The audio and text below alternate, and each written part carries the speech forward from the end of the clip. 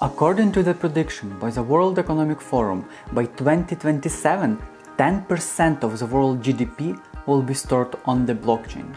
Tokenization is a disruptive technology that fundamentally transforms traditional capital markets.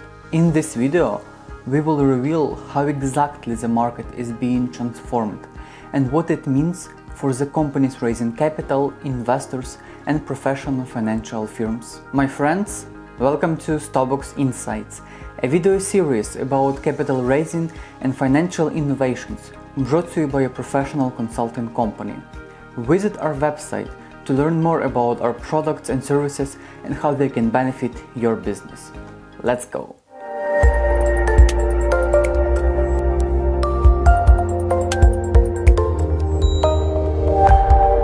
Private companies, i.e. the ones that are not traded on stock exchanges, account for over 99.9% of all the companies worldwide. Traditional private markets are closed for regular investors, even for some richer ones. Investments are mainly done by financial institutions, such as private equity or venture funds. Except for a seriously restricted access, the market also has minimum liquidity, which means that selling shares of such a company takes a long time, involves a lot of intermediaries, and is a complicated process in general.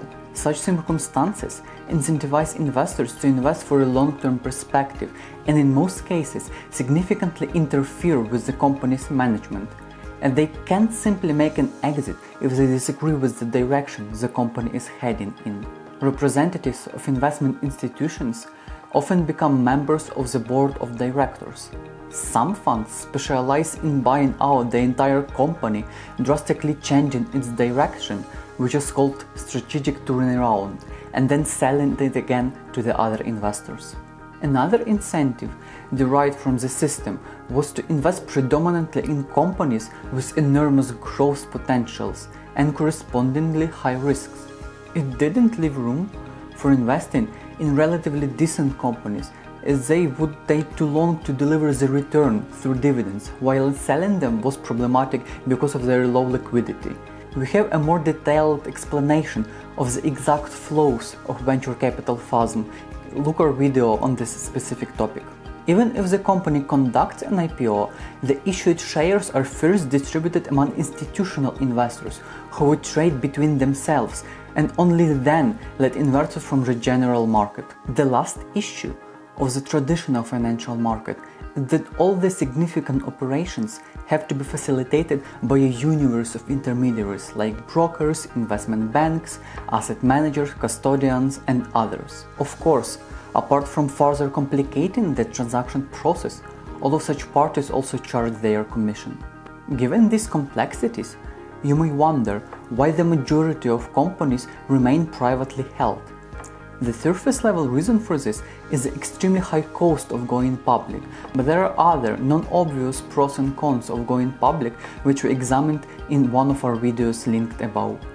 Tokenization is a scope of technical and legal processes that transfer securities such as stocks, bonds, etc. into the form of tokens on the blockchain, so that all transactions with them are processed similarly to how they are with cryptocurrency. The key difference between tokenization and centralized finance is that the latter suggests that information about ownership and transaction is stored on the servers of either the issuer or the custodian. To ensure the security and integrity of this information, the access to updating information in the service has to be restricted. Otherwise, I can write in the ledger that I own million Apple shares.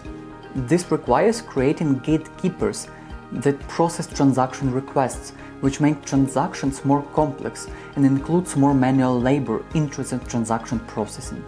On the contrary, in the blockchain, information is processed on multiple connected servers.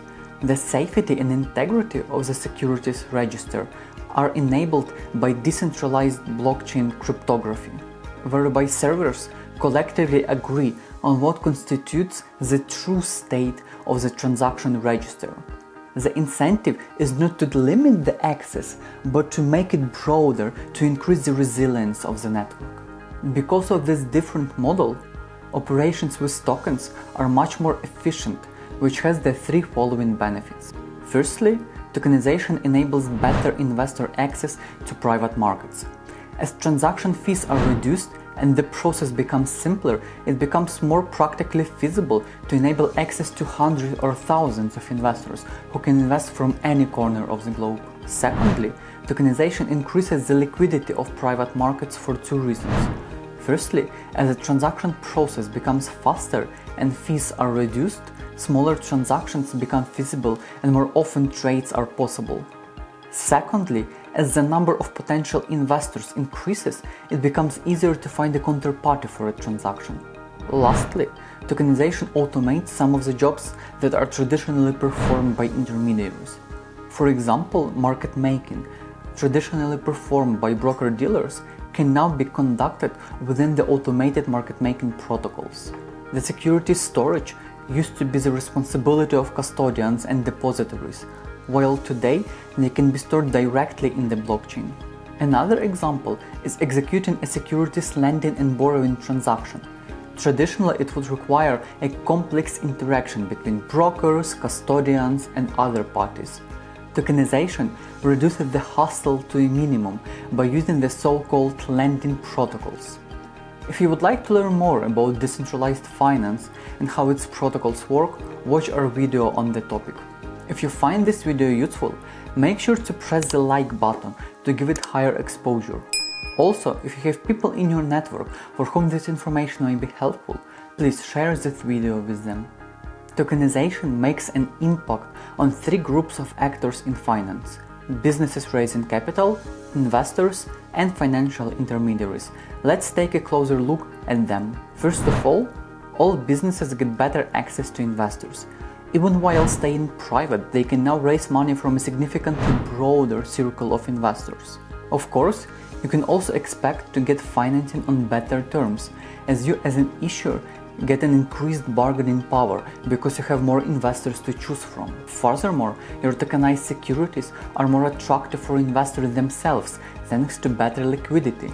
The risk for investors is also reduced. Secondly, you get the lower cost of capital. Access to more investors and automation of technical processes allows involvement of fewer intermediaries into the STO issuance process compared to traditional fundraising via IPO or equity crowdfunding. If you would like to learn more about the difference between security token offering and other fundraising strategies, see our video on the subject. Let's assess the benefit of investing in tokenized securities. Firstly, investors get better investment opportunities. Primarily, this is a benefit for unaccredited investors. Now, there are significantly more companies and assets they have access to. According to the McKinsey report, private markets grow at least 50% faster than the public markets, which means that these new investment opportunities are more attractive than public companies. Secondly, it's easier to make an exit thanks to ample liquidity. This reduces the risks of investing in private companies because you can exit at any point at which you need money. It also enables investment strategy of putting money without explosive growth potential, as you will be able to exit even if the company doesn't make it to the IPO.